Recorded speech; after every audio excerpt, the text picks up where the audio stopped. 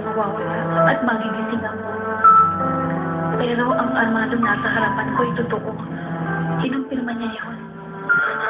At alam ko rin na totoo yun dahil hinawakan ko ang kanyang mukha.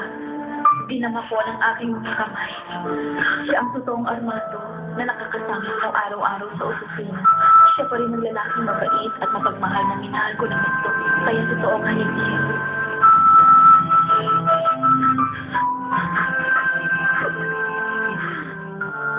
No.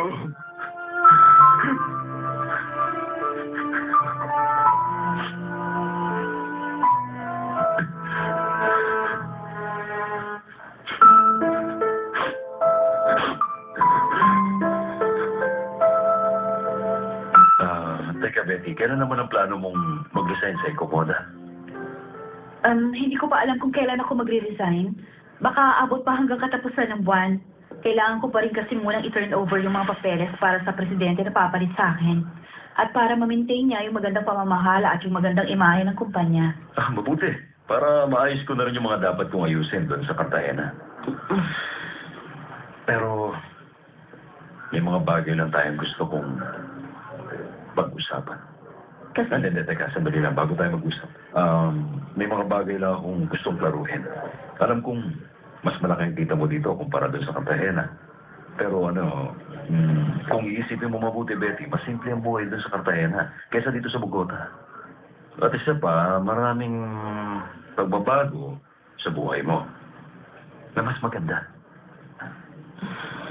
Mas masayang buhay. alam ko yun, Mitchell. Pero, kailangan pag-isipan ko munang mabuti dahil yung pagdidesisyon na iwan ang Bogota, hindi ganun kadali.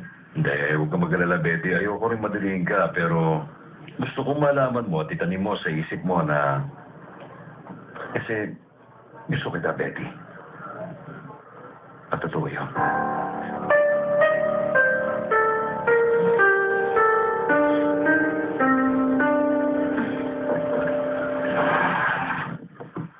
Mitchell? Sabrina. Nice to see you here. Bakit hindi mo sinabing darating ka? Hello, Ma'am Karina, kumusta? Nakapag-desisyon na ako kagabi. Natandaan mo ba yung sinabi ko sa'yo tungkol doon sa restaurant? Ano nga ba nangyari doon? Okay naman, wala nang problema. Pumunta ako dito para i-close na ang deal. At naghahanap na rin ako ng manager. Pero dahil meron na akong restaurant, umanap na rin ako ng opisina na nakatayo siyempre sa syudad.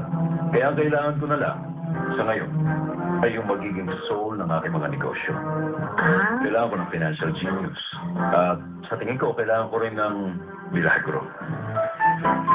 Pero alam niyo kung ano yung iniisip ko ngayon? May kailangan akong tawagan. Baka naghihintay na siya. Pwede ba ako makigamit ng telepono mo sandali? Okay, sige. Pero kung gusto mong patawagan na lang... Hindi. Kailangan ko sumakausap ng personal. Okay. Well, it's all yours. Salamat. Excuse me, pero pwede po tayo mag-usap sa boardroom, Ma'am Katarina. Sure.